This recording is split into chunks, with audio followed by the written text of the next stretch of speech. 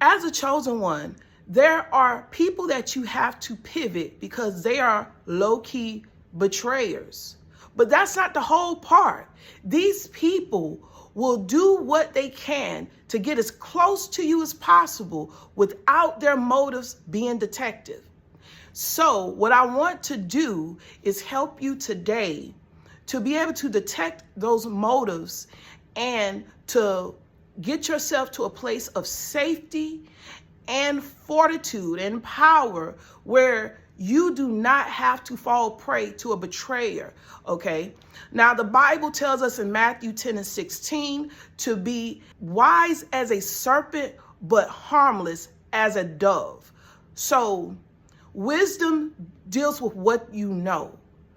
And dealing with a betrayer or anyone that could bring potential harm to you is about taking all the information that you get and putting it in a place where you don't forget, where you're watching, where you are being aware of things, okay? So your wisdom deals with your awareness through knowledge, okay? I'm going to also share with you an intuition-based sign that a person is a betrayer, and also some action-based signs based on what a person does that shows you that they are a betrayer. And these signs will let you know that a person is a betrayer at heart, okay?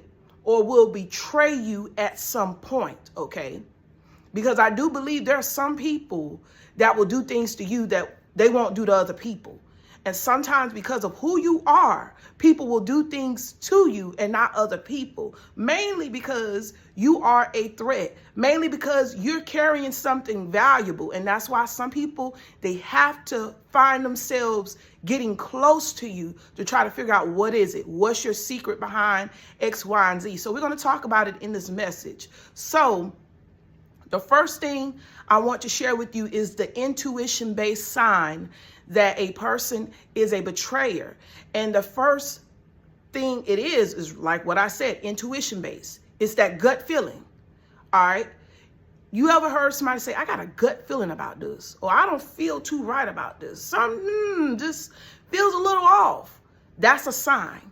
That's God's sign of telling you that there's something up with this person.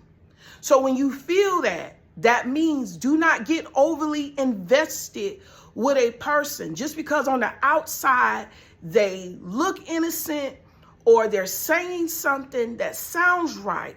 When you feel that sign, that uncomfortable feeling, and even though they're saying all the right things, that's God letting you know that that person is hiding something or that person has potential to do something to you. Proverbs 20:27 tells you that the spirit of man is the candle of the Lord, searching all the inward parts of the belly. Now, let me break this down to a science for a moment. Your spirit man is housed in your belly. That's why you have that gut feeling, okay? Your spirit man is housed in your belly, searching all the inward parts, okay? So when a person come to you with an off spirit, with bad intentions, bad motives, you just don't feel right about that person. That is why your spirit man is detecting something in the atmosphere that's not right, and God is showing you something. So that just simply means do not move full speed ahead with this person. Don't give this person access to your personal life, your valuables, or anything like that, because that person is likely to have a very doggish nature about themselves, okay? Now, again, this is an intuition-based sign that a person is a betrayer. Now, I want to move on to more of the action-based signs.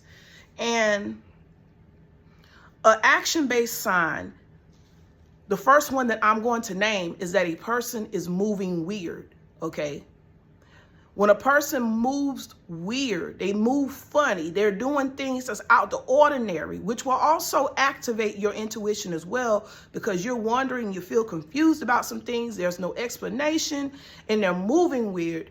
That is how you know that they have a potential to betray you. Now, the scripture I have paired with this is James 1:8, which lets you know that a double-minded man is unstable in all of his ways, okay? So a person that's acting hot and cold with you one day is likely to handle you or mishandle you, betray you, or something like that. Now, it doesn't mean that people don't have bad days, but when a person deals with you in a way that make you suspicious, like, why are they acting funny? Why are they doing things different from what they say? Okay. So that's another sign that you know that they're moving weird. This is an indicator, really, that they're moving weird. They're doing things different from what they say. For instance, I was dealing with somebody that's supposed to be an apostle years ago, and I felt like certain conversations we should not have concerning church matters and righteousness, because the person was dealing with someone that's caught up in a blatant infidelity, and their ministry wasn't growing or nothing. So that person was trying to connect with her ministry. And at the time, I didn't understand fully everything that was going on. But what ended up happening was that person was moving weird for me. And I'm talking about that particular apostle, because she would tell me, well, I'm not going to let him in the pulpit. He's never going to come into the pulpit.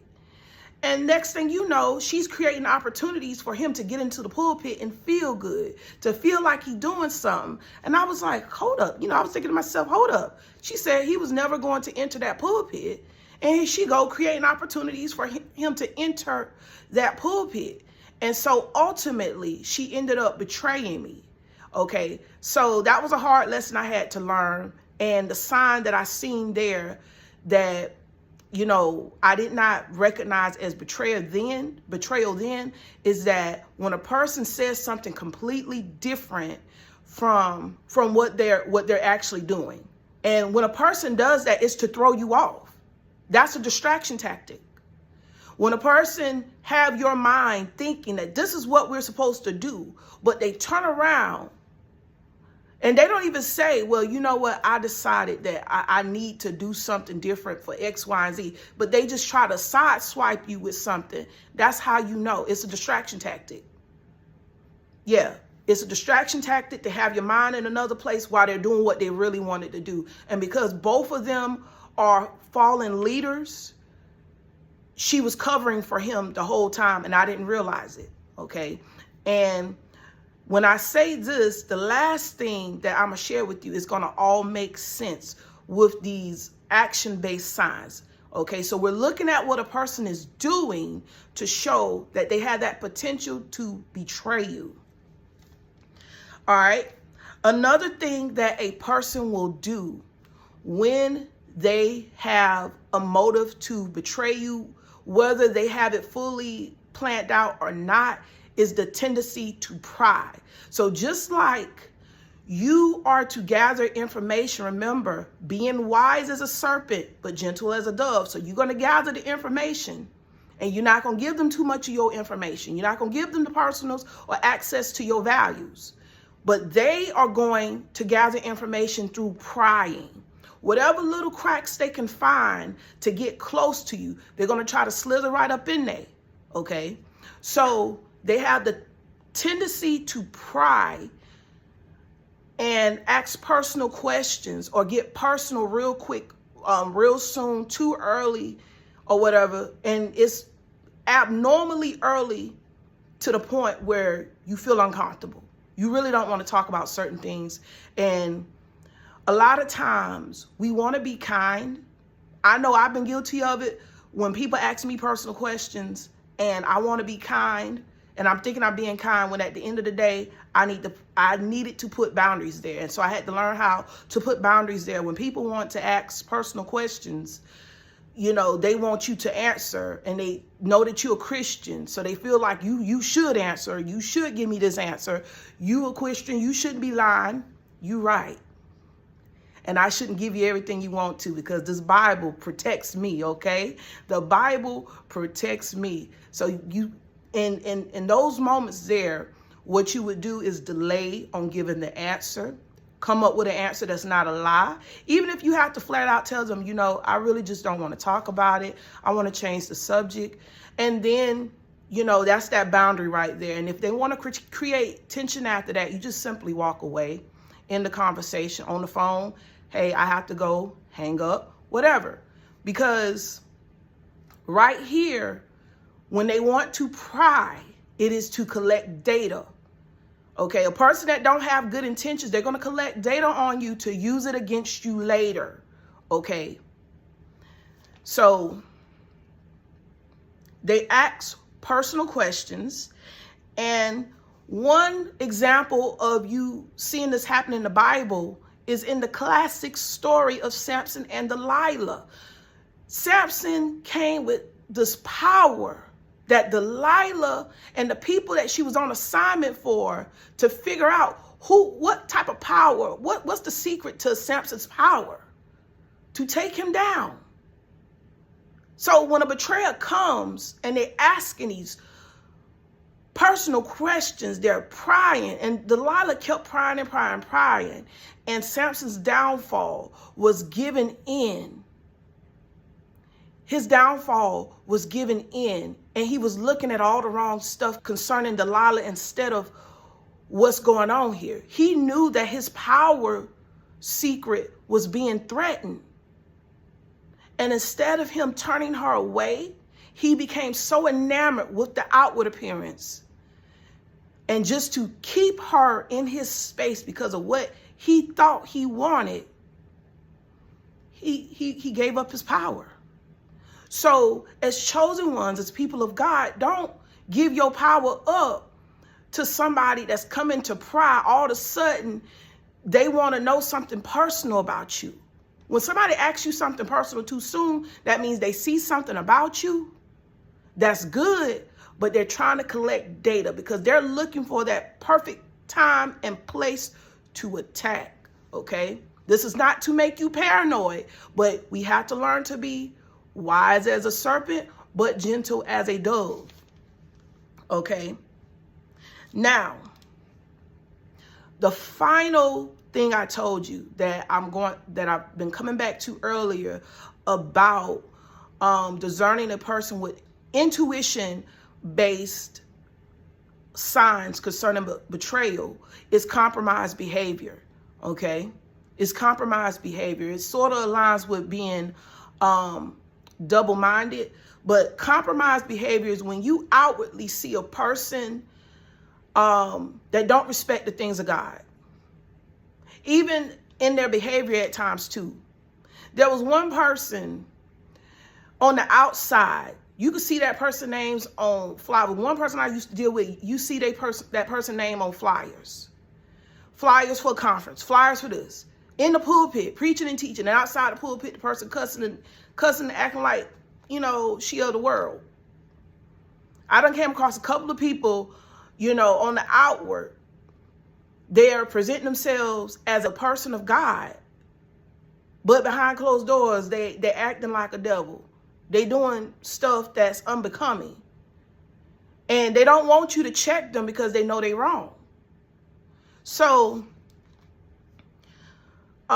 with the person that I was talking about, that's had the name and stuff on flyers, you know, we in conversations and you hear these cuss words slip up here and there. And I'm just looking like, this is the same person I see in the pulpit doing all this teaching and stuff. And this is what she do behind closed doors and just sort of tapped into the worldly or whatever.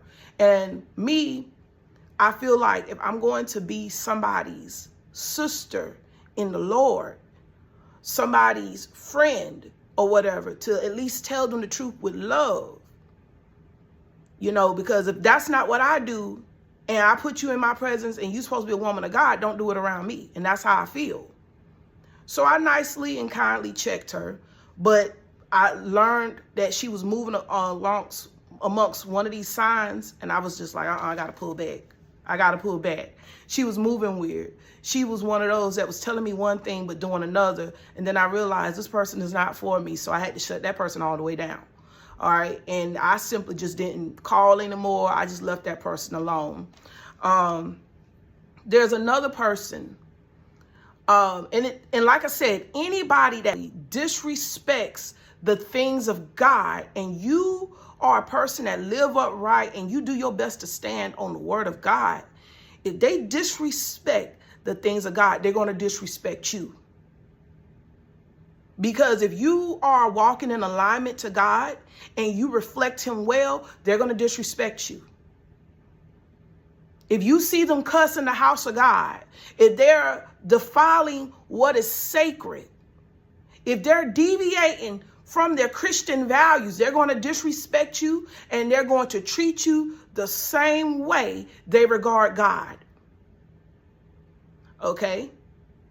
So this is what you have to understand about who you are and why people act a certain way about you. Again, the signs of betrayal are, first, an intuition-based sign, your spirit, God communicating with your spirit man that something is off about a person. With that same person that I seen defiling the house of God, I had an intuition early on about that person, something ain't right about that person. That person was saying all the right things, but I just felt like this person has a jacked up disposition about her. And God was letting me know early on. But, you know, we be wanting to give people the benefit of the doubt. So remember, intuition-based sign is one. And then also, two, the action-based signs. When a person is unstable in what they do, they tell you one thing, but they do a complete opposite thing. They're moving funny. They have the tendency to pry. They're trying to get information from you too soon. They're trying to get to that sensitive center about yourself, that thing they're trying to figure out. And the compromised behavior. If they don't respect the things of God, then they won't respect you. So you all be mindful of this concerning using your discernment and staying clear of the betrayers as much as you possibly can. If this message has inspired you, hit the subscribe button, and God bless you.